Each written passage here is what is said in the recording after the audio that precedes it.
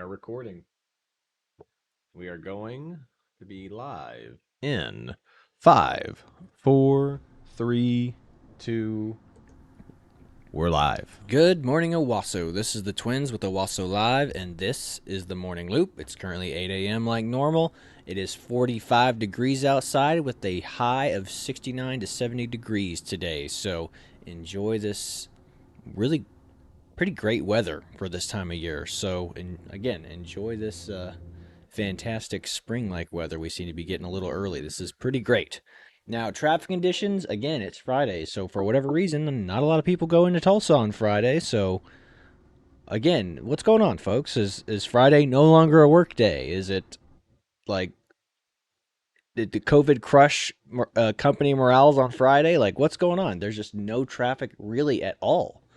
I would say this is like a leisure drive into Tulsa. Be like, oh, I'm just gonna go run some errands and come back. So it's kind of crazy how. I mean, like I said, there's more people coming in to Owasso than into Tulsa right now. I don't get it. So, with that being said, local events about the only thing that's on the calendar that we keep forgetting to mention, but it kind of just popped up out of nowhere, was the Veterans of Foreign Wars breakfast on the 25th. Which No, it is. It's actually on the 24th. Okay, so it's from Saturday. 7 a.m. to 10 a.m. at the Owasso Community Center. Which, if you don't know where that is at 103 South Cedar, Owasso, Oklahoma. Perfect. Yeah, so go out and sit down with the Veterans of Foreign Wars, listen to their old Army tales or Navy tales or just whatever their branch of service tales are. Like I said, they always have, like, vets always have fun stories. Even you can find the most mundane of daily life stuff and military life stories hysterical just because it's Army life or it's military life. You sit there and like, wow, it just seems so ridiculous, but it is like a lot of stuff you do. It's so odd to a layman, to somebody who's never been in. So they have great stories to tell, which is why we have our veterans segment and the grand old podcast, because our grand old time cast, because we just there is so much ridiculousness that happens in the mundane. Yeah, and how the military has changed and how it hasn't changed. How it functions, yes. So if you have a veteran that you want to bring on, or said a grandfather, father, mother, grandmother, whatever, if you know somebody that you want to be on the podcast and interviewed for, their time in service, and you want to have that story to share for generations, we'd be happy to interview them and have that uploaded to our channel. Send you guys a copy as well. Absolutely, yeah. We really like, that's probably our favorite thing we do. Like, this is not bad. Like, we enjoy doing the morning show, but the grand old timecast is where we have a lot of fun. Like, we enjoy interviewing. Like I said, we've interviewed a former active duty veteran, combat veteran, and we've interviewed several members of our OCS class for the state of Oklahoma, and their stories are just fantastic. Their lives are very interesting, and it's always fun to just kind of get to know people and just hear their grandiose tales of military service, because there's always something just ridiculous or crazy or just wacky that happens. So again, check out our Grand Old Time podcast. Now, moving on to more national news. I don't even know where to begin with this story. It's pretty wild. So Google launched its Gemini AI sub-branch division or whatever. It's part of Google. You can go in, you can literally access it right now. Go look, just type in Google Gemini. And they're under, let's just say, the microscope or scrutiny right now, because it's very clear that the people at Google have a very ideological agenda that they are trying to push on people. And back in 2016, a bunch of college students did a study to figure out what kind of news Google pushes. And it's like 60% left-wing news and only 40% right-wing news. So that's Google manipulating the vast majority of what people see, so they have a biased perspective when it comes to their news searches. Now, to some of you, you might not think that's a big deal, especially if you're of the left persuasion. But if you're trying to indoctrinate or absorb young minds and up and coming voters, like, and all they're getting is a majority perspective of one political side, that's not good because you don't get a balanced view on the world. Now, a lot of you are probably sitting there who are on the other side, on the left wing side, are going, "That's great. That we don't need to hear anything the right people say," but that goes to show you how far you've fallen. Now, pushing on, it's gotten worse this cycle. It's actually up to like 63, 64%. It's probably going to go higher the closer we get to the election. So it could be up in the 70, 30s by the time, like I said, again, like 64% left wing perspective, and then like what remains 40 something, less than 40% of and that's independent or right wing. Yeah, I said again that they're independent and right wing are just lumped together in the same category. So that's a scary thought. You're not getting biased perspectives, you're getting a left wing perspective. Now, moving on to this Gemini launch. So obviously Google has they've picked their side. They have their people who are programming this AI and writing code for it, and they are very biased with their worldview, and they have a lot of woke or DEI, gender inclusivity informed ideologies over there. I mean, California is its own country. And I say California. There's more Republicans in California than there are in Texas. But the problem is these They're out. What did you say? They're out in the burbs. What did you say, Chad? You said it really well. there's no blue states. There's no such thing as a blue state. cities. Just blue cities. Yeah. Mm-hmm. And you can look at the maps. It shows it perfectly. Like Yeah, every single major metropolitan area. Yeah, if you look at a state's electoral map, there's only a couple of blue, or like sometimes we'll just say anywhere from like 2 to 10 blue districts, and everywhere else is red. Yeah. Usually bright red. Exactly. So now that you understand that, or even if you don't believe it, you can just check the maps. So it's not a huge deal to us. Like, I mean, if you don't believe what we're saying, that's fine. But with this launch of Google Gemini, these people who are programming this AI have their perspective and their biased political perspective, and they're programming that into the AI. So the AI is temporarily suspended its services because what people were doing is they go, "Hey, Gemini, generate an image of the founding fathers." And it didn't generate the image of the founding fathers like Washington, Jefferson, and Madison. Not exactly true. It did, but it had Chinese, African American, and Native American people in the picture of the founding fathers, and you're like, what? Yeah. So when I talk about rewriting history, Google Gemini is quite literally rewriting history to put people who weren't in certain locations. Like I said, like the big funny one that everyone's talking about is someone asked for a picture of a German soldier in 1944, and it put a picture of an African American man and a Chinese lady and a Chinese lady in a Nazi uniform, which is hilarious. So that's just like, what are you talking about? So now we're gonna go back, and kids are gonna look this up and go, wow, I guess the Nazis were pretty diverse. Yeah, maybe they were the good guys, like. So that's what's so crazy about this is it's like these people who work at Google, and even if it's not the programmers themselves, whoever's at the top is telling them to do this, and it's creating there's clearly a very obvious and clear disdain for Caucasian folks or white folks, because that's what they're doing. Like when you asked it, people were specifically asking, create a picture of a white family, and it said no. The AI said no, cannot generate that because it lacks perspective and nuance and the multicultural and diverse society that is, white. It just, anything you said, I want a white picture of a white man, I want a picture of a white family, would not do it. Now you could trick it into doing it, but that's how you can tell that there is ideology baked into this AI's programming, because when you ask it for a specific thing, it would not do it. Mm-hmm. But you could trick it or con it into doing it, but you would have to ask it multiple questions multiple times. So the AI is smart enough to know, and so, like, some guy asked what is whiteness to it, and white, it gave a definition that whiteness is, how do they describe it? Hierarchy of power and oppression and power and oppression. Yeah, it's and very hierarchy. strange. Well, and then the person goes, define whiteness in China, and then the AI used its logic and said there is no such thing as whiteness in China because whiteness doesn't exist in China.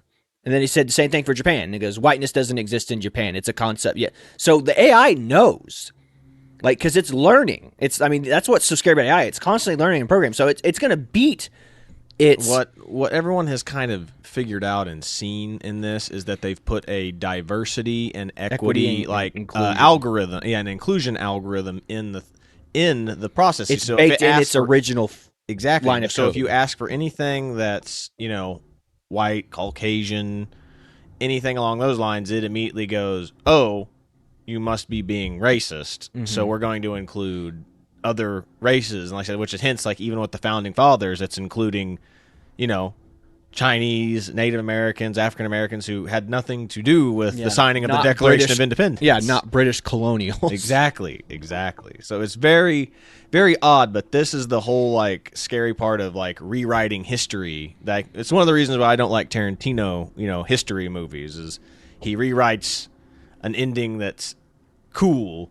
Yeah. And that has nothing to do with actual history. I would argue the same. It's the same for Oliver Stone movies, too, like his JFK movies and stuff, where they clearly blame conservative and Republican politicians for the death of JFK, and in his mind, that's who was behind it.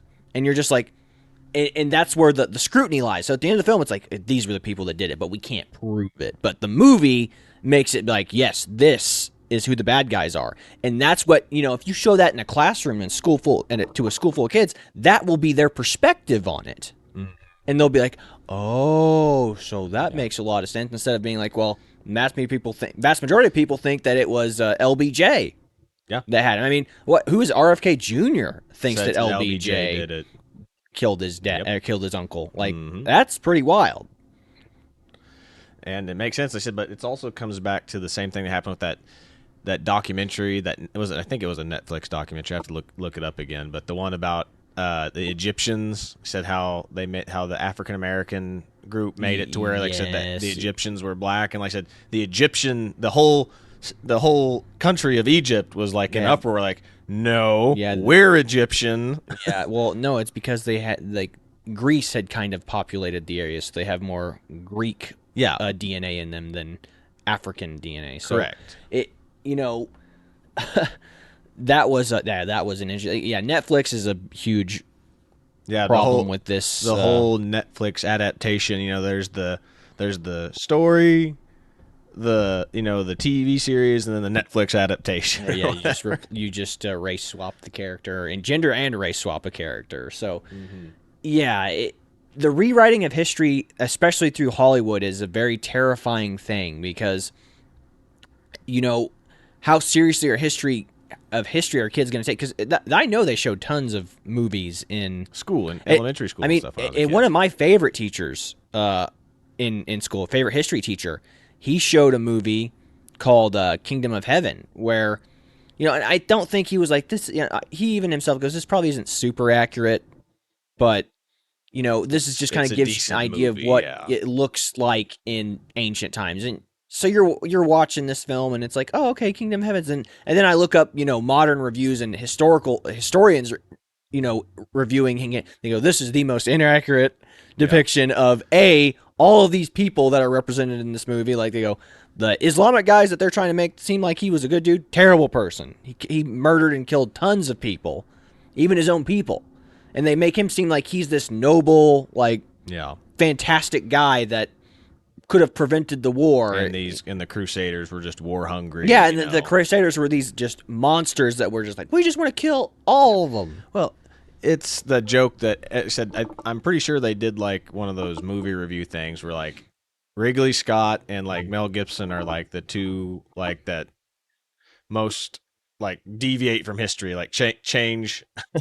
how things happened from the actual story. I think the only Mel Gibson movie that they said's like even remotely accurate is We Were Soldiers. Yeah, We Were Soldiers pretty close. But even there, if you read the after action reports on what happened in the Ildring Valley, then the movie's not super accurate either. Because like, well, it's accurate to the point where Colonel Moore's men were pulled. Not out. even that, because the numbers of the dead are inflated. Yes. Because a lot of them died the day after that particular conflict, when they were like, you saw the battle report where everybody was sleeping on the side of the road when they got ambushed. It's like, well, like a day later. That was two other units that were there. That wasn't Colonel Moore's. Yeah, but it was still the 101st. Yes, it was still not the 101st. It was air cav. Yeah. No, I guess 101st would have been the air cav at that point. No, it's just the air cav back then. Okay. So it's just a cavalry unit. So, again, we kind of pivoted away from Google, but yeah, Google is really under... It was twisted history, so we were kind of on the same... We're on the same, yeah. So, the AI, basically the people at Google are evil. Like, they are trying to bake in an ideology into this AI, and the AI itself, it's like when China launched the AI system, and they basically turned it off after 24 hours because it kept going, capitalism is the way to go because it's a smarter way to build an economic system. And then the Chinese were like, kill the AI. Mm-hmm. And it's the same way with this AI. Gemini's learning that, Gemini knows that this whiteness definition that they put into that the programmers put into it and its base code line is nonsensical. It's not logical. So, again, when you're able to trick it into rationality, it will tell you, yeah, that doesn't make sense. Yep. But that's what these people at Google are doing. Yeah. These people are evil. And the other funny one that I heard from it was someone asked it to make a person who was a ginger, and it made African Americans with orange hair and freckles. So that's how bad it is. If you want to try that type, they're not going to find it now because they took it down. They are doing some maintenance on now. I don't know if I doubt they're undoing that particular original programming line where it talks about diversity, equity, inclusion, and whiteness being bad. But it's scary that these people have so much influence and power. So when you're using Google, maybe don't just look at the first page. Yeah. Look at especially if you're looking for news. Like, go as far back through the pages as you can and find something, or use that app. What is that app? It's NewsGuard, or not NewsGuard. It's it's the app that lets you know which political side is. Oh, yeah, I'd have to look that up again. I need to look that up again. I think it's NewsGuard. It might be. But yes, like, it's just weird. Like I said, I just highly recommend using a different search browser now, whether you go back to Edge or what's that one that kind of is neutral, Brave. There was a couple other ones that they made not too long ago. I don't know. But, try using another search engine other than Google, because they're definitely a company that's not on the right path, I think. Yeah, they're definitely not. They're baking in a woke ideology and DEI into everything that they do now. Like I said, and their motto went from do good to don't be evil. No, it was don't do evil, and now it's do good, which don't do evil is pretty self-explanatory, whereas do good is kind of ambiguous. Yeah, good. And like I said, again, like since they have a godless worldview, it's like, what is good? It's like you come from the atheistic or the Sam Harris perspective. It's like, oh, good is just whatever. It's like, yeah, but you're literally, all of your moral systems that you're talking about are based on the foundational building blocks of Christianity. Yes. All of it. Like, even if you take that all the way, it's like you can't argue that because it's so baked into the cultural zeitgeist of America. Mm-hmm. Said, yes, you were raised, the Jordan Peterson logic of you were raised in a Christian society, even if a household, even if your parents weren't exactly religious, they still grew up in a Christian Judeo-Christian society. Mm-hmm. So how can you say that, oh, I just had these? I said, no, you didn't. You did not just form these everyone just thinks that they just formed these conclusions themselves. You did not. Yeah, again, it's that Jurassic Park line that Dr. Ian Malcolm says, we stand on the shoulders of giants. You think that you came to you think that you as a person just rationally came to the conclusion that, oh yeah, murder's bad and killing people is wrong. It's like, no, our ancestors were cave people and they were going to war and killing each other left and right because they wanted women and resources. Period. If you think you think you're any better than those people were, you are lying to yourself. Mm-hmm. You think that you're gifted with some greater form of consciousness. The only argument for the greater form of consciousness would be the soul. Boy, we're really going on a tangent here, man. Sorry about that, folks. I said we're getting into the point of don't do evil and do good now, and that comes up to the thing is who defines what's good? Because don't do evil is a pretty substantial message. Like I said, which is, don't do evil would be don't lie, don't do anything that be considered fraudulent. Don't steal. Exactly. And now that they can't do that because that's do good. Like I said, because that's why this do good is not necessarily a good thing, because do good is this equity, diversity, and inclusion stuff is good.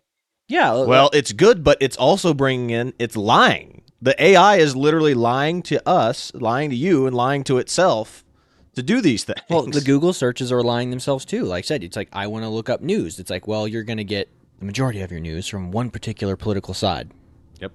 That's a lie. That's a manipulation. That's why they said they can't say, their motto can't be don't do evil, because deep down, I'm sure they don't think they're doing evil, but I think that they've convinced themselves that they can lie and manipulate the public for the greater good. The greater good. The greater good. So that's a scary thought. People who are in higher ups in companies are pulling the levers of power and manipulating something as simple as a Google search can change the direction the world goes. Like some of you are like, that's crazy talk, but it's not. It's really not. Yeah. Literally, Google it is an expression that we use commonly now. It's like, no. It's like, oh, you don't know about this fact? Google it. Yep. That was not a thing like 15 years ago. No.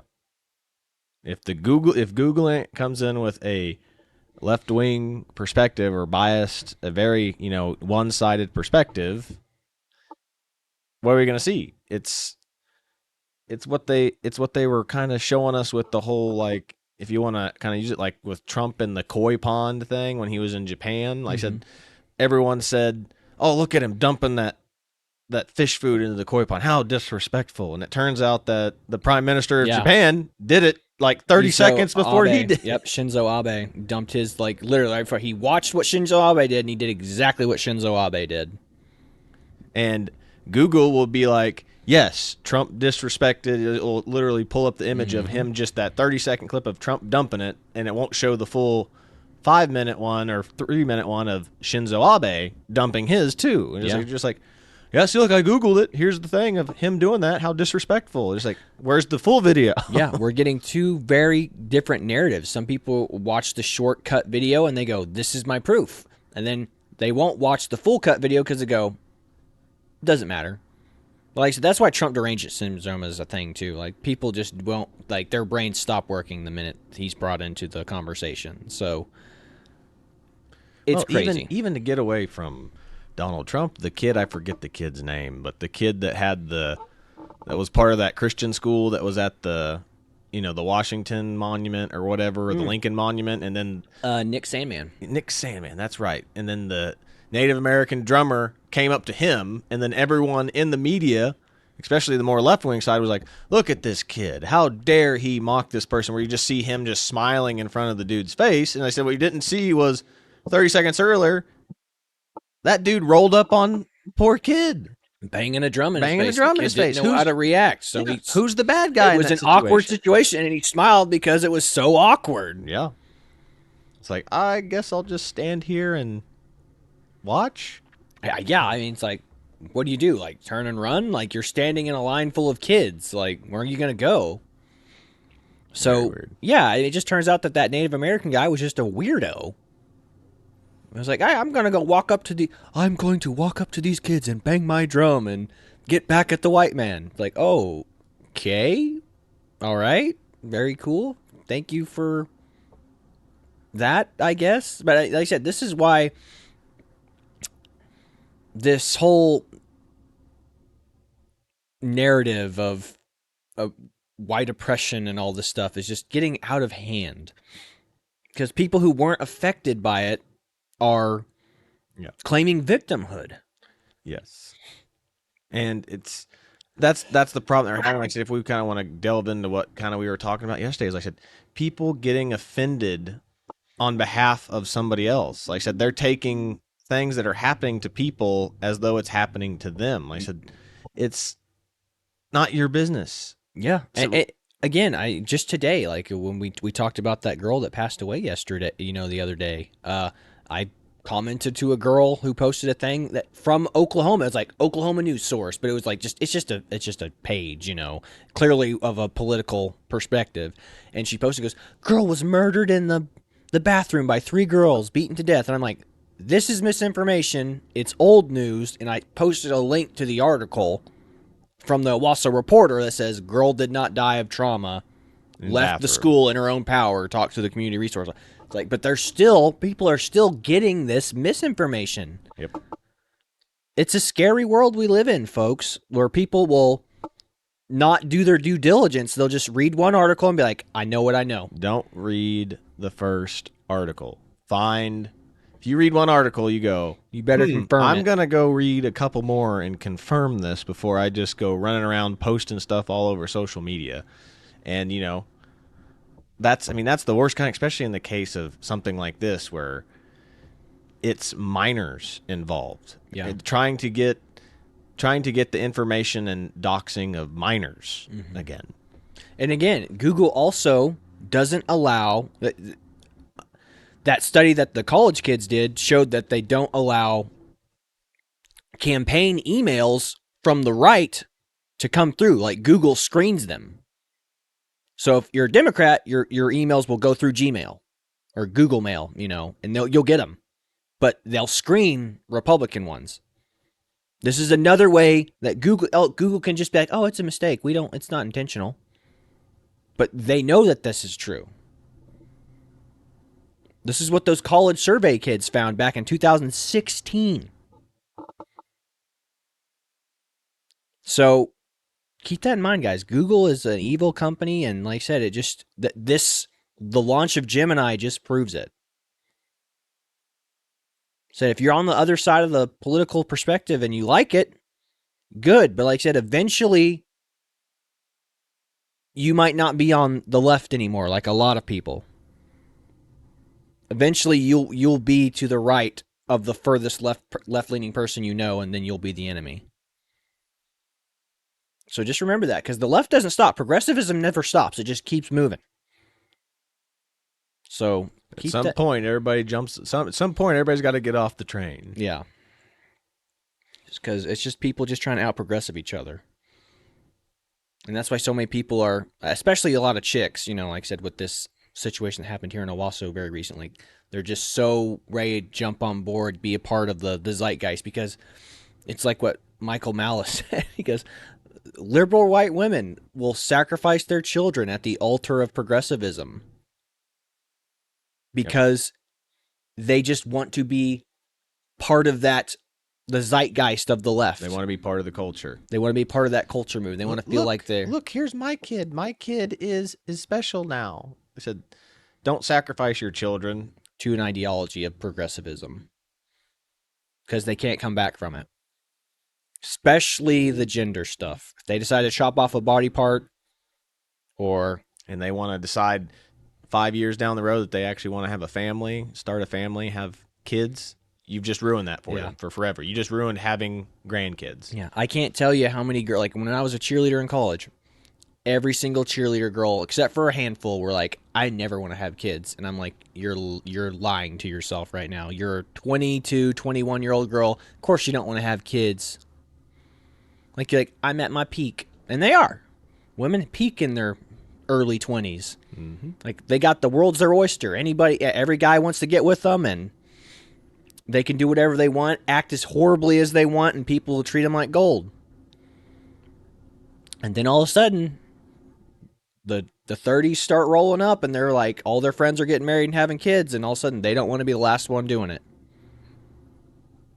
Eventually, they all jump off the bandwagon and realize that the party doesn't last forever.